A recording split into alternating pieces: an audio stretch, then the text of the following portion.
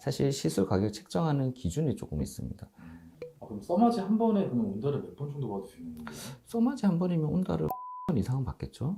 네.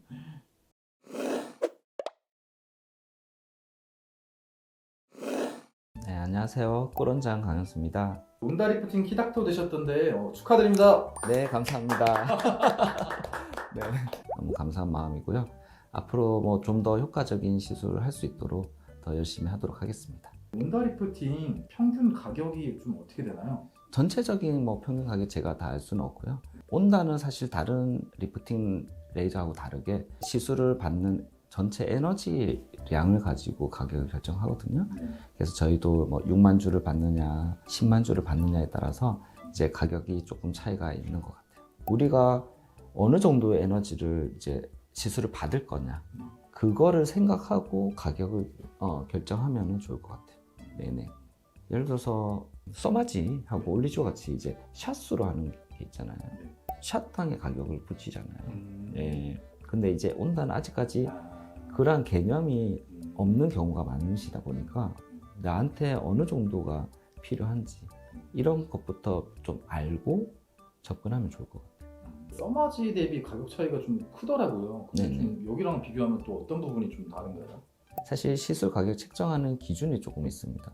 저희 기준은 보통 3가지 정도로 이제 생각을 하거든요. 아무래도 제일 중요한 건 첫 번째는 이제 장비 가격이겠죠. 예, 장비가 비싸면 비쌀수록 시술가는 높을 수밖에 없고, 그리고 두 번째는 조금 차이는 있을 수 있겠지만 시술 시간.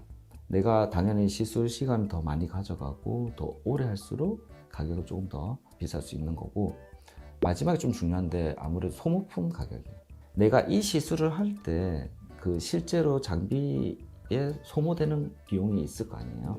그 소모품의 가격에 의해서 가격이 많이 결정이 됩니다. 그래서 써마지 같은 경우에는 이제 대표적으로 비싼 시술 중에 하나인 이유가 그 써마지에 들어가는 그 팁 자체 가격이 너무 비싸서 그렇기 때문에 그 이상의 가격을 낮출 수가 없는 거죠.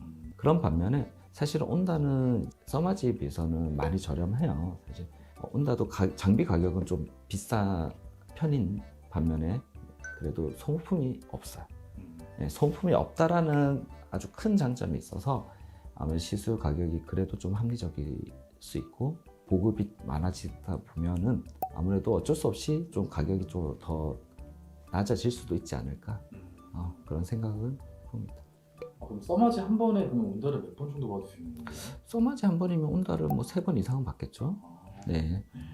피부 타입이나 뭐 성별, 뭐 지방량 뭐 이런 거에 따라 뭐 기준이 있나요? 성별로 놓고 보면 아무래도 남자가 기본적으로는 이제 기본량은 더 필요하겠죠. 그리고 지방량이 많을수록 당연히 더 필요할 수 있을 거고, 반면에 이제 또 그런 건 있어요. 지방이 없지만 나이가 더 들어가면 우리가 기본적인 콜라겐 기능이 떨어지면서 탄력 저하가 더 심해지는 건 맞잖아요. 어쩔 수 없이. 그런 경우에는 당연히 이제 더 많은 에너지를 넣어주는 게 좀 더 효과적이에요.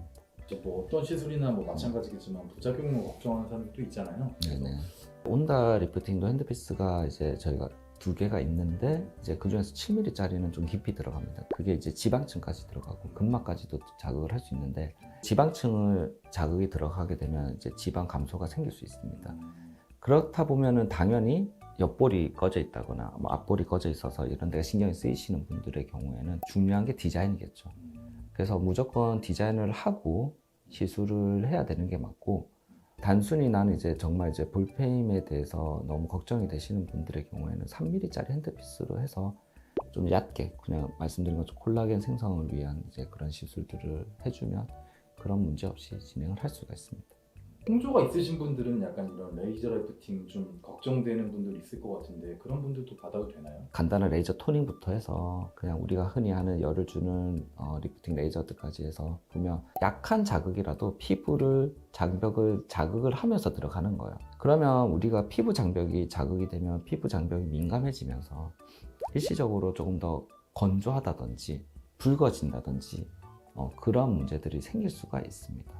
그래서 그런 불편감이 누구에게나 생길 수 있거든요. 근데 반면에 온다는 이제 다른 그러한 시술들에 비해서 그러한 부분들이 조금은 적은 편이긴 해요.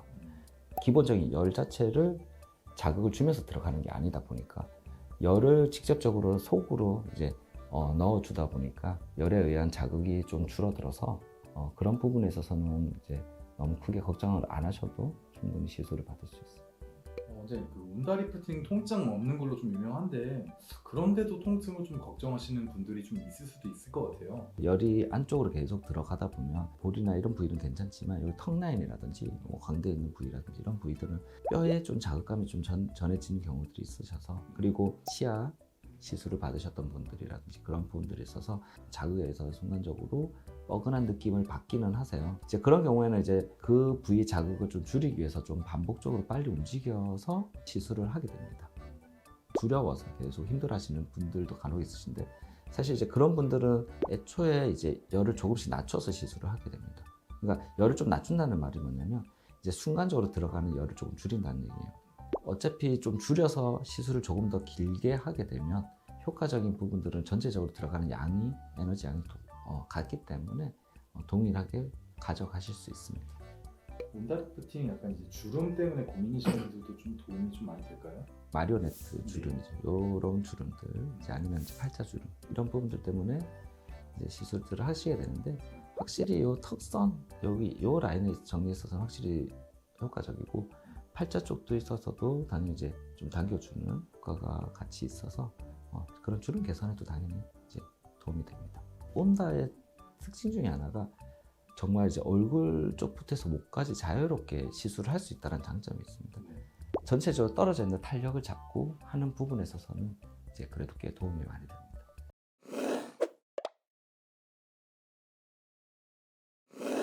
오늘 영상이 또 온다리프팅에 대해서 고민이 있으셨던 분들한테는 조금 궁금증이 해결이 되는 시간이었으면 좋겠고, 앞으로도 온다리프팅이 조금 더 좋은 효과를 가져갈 수 있도록 더 열심히 시술하고 만들어가는 포밀 되도록 하겠습니다.